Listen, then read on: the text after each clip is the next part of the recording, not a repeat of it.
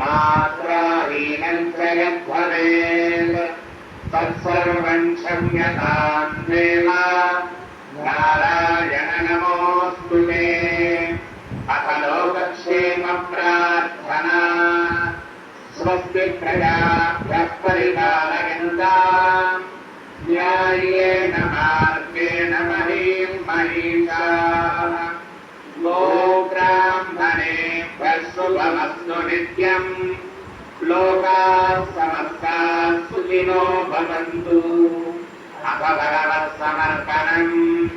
कायेन वाचा मनसेन्द्रियैर्वा बुद्ध्यात्मना वा प्रकृते स्वभावात् करोमि यद्यत् सकलं परस्मै नारायणायेति समर्पयामि। अपमङ्गलम् श्रियकान्ताय कल्याणनिधनेर्धनेर्थिनाम् श्रीवेङ्कटनिवासाय श्रीनिवासाय मङ्गलम्।